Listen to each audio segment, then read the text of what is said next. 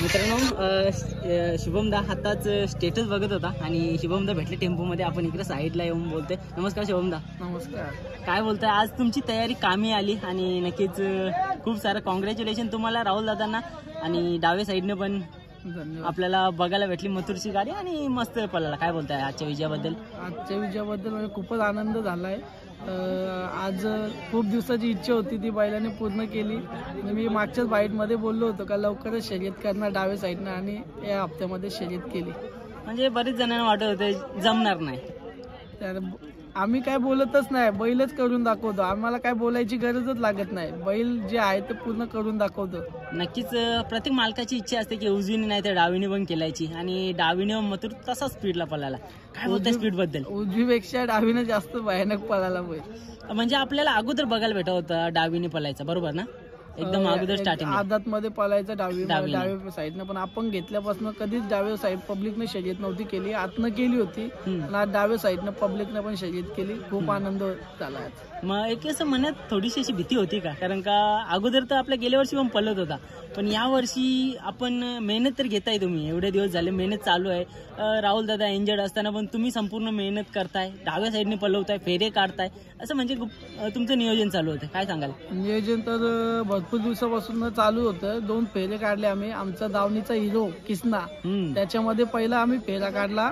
त्याच्यानंतर वडवलीच्या जपानमध्ये फेरा काढला. दोन्ही फेऱ्यांना बैल व्यवस्थित पळाला. नंतर आम्ही शर्यतीचा निर्णय घेतला. दादांचा फोन आला आणि दादांचा प्रत्येक वेळी आम्हाला सल्ला चांगलाच असतो. दादांची थोडीफार आम्हाला कमी भासते, बरोबर, की दादा नाही पण एवढी मोठी जिम्मेदारी आमच्यावर आहे. दादा प्रत्येक वेळी फोन करून सांगतात असं करा असं करा. प्रत्येक गोष्ट दादा सल्ला देत असतात आम्हाला. बरोबर. मथुरच्या चेहऱ्यावर दादाची कमी भासते. आज मी आलेला थोडंसं नाराज वाटतो, पण पळायला गेला ना त्या स्पीडने पळाला म्हणजे कसं पळाच्या टायमाला कमी नसते. पळाच्या टायमाला त्याचे तो असं शांत स्वभावाने राहतो, पण जो त्याला काम करायचं तो 100% करणारच. बरोबर. आणि आता खूप सारे बघितलं असेल तुम्ही जयंत केसरीला की खूप सारी चर्चा झाली की मथुर नाही. 11 तारखेपासून जर 16 तारखेपर्यंत कमीत कमी 1000-1200 कॉल झाले असतील मला आणि इंस्टाला मेसेज झाले असतील तेवढेच, का मथुरला आणा दादा, मथुरला आणा.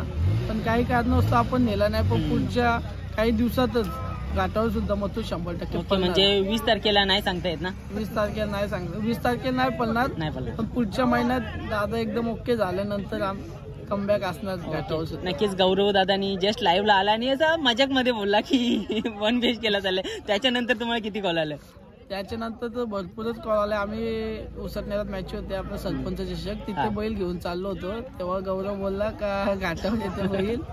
त्याच्यानंतर भरपूर मग कॉल यायला चालू झाले. दादा तुमच्या चेहऱ्यावरचं असून नेहमीच मथुर असं ठेवेल आणि जास्त वेळ नाही घेत आहे, कारण का तुम्ही सांगितल्याप्रमाणे छोटीशी मुलाखत पण मोठ्या मुलाखतीची एक्सपेक्टेड आहे. कधीपर्यंत आपल्याला ही मुलाखत मोठी मुलाखत भेटेल तुमची? 100% दादा आल्यानंतर तुम्हाला मोठी मुलाखत भेटणार. आणि दादाची तब्येत कशी आहे आणि काय बोलते? दादाची तब्येत आता व्यवस्थित आहे, लवकरच कमबॅक होणार आणि मथुर आणि दादा सर्व फॅन लोकांना बघायला भेटणार. बरोबर. आज आपण एवढी सारी पब्लिक बघितली, मथुरचे फॅन्स बघितले.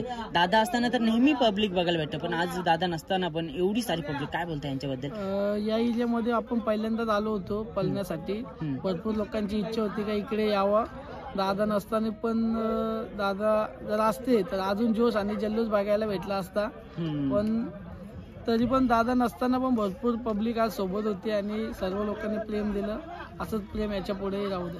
नक्कीच दादा, खूप सारं प्रेम तुम्हाला लोकांकडनं भेटतंय. मथुरवरचं प्रेम देखील तुम्ही बघत आहात. एवढ्या सगळी लोक जण मथुरवरती प्रेम करतात. खूप सारे शुभेच्छा तुम्हाला आणि तुमच्या संपूर्ण दावणीला. म्हणजे 1001 दावण बघायला गेलं ना तर खूप मोठी दावण आहे. अगोदर आपला दावणीचा कॅप्टन म्हणजे किसना अजूनपर्यंत पळतोय. काय बोलतोय किसनाबद्दल? कारण का वय झालं तरी पण किसनाबद्दल जेवढं बोलू तेवढं कमीच आहे. दर सीझनला त्याच्या फक्त 4 ते 5 गाड्या पडतात, त्या पण आमच्या चुकीमुळे, बैलाच्या चुकीमुळे तर कधी गाडी पडतच नाही शक्यतो. पण दोन्ही साईड पब्लिकचा बादशाह आहे आणि जे बोलत होते एका साईडने खेळतोय राहुल दादा, त्यांना आज दाखवून दिलं बैलांनी का राहुल दादा काय आहे आणि काय करू शकते. बरोबर दादा, खूप सारे शुभेच्छा. नक्कीच तुमच्या चेहऱ्यावरचा हसू नेहमी कायम असं ठेवेल मथुर आणि तशी आपली संपूर्ण दावण. धन्यवाद. थँक्यू.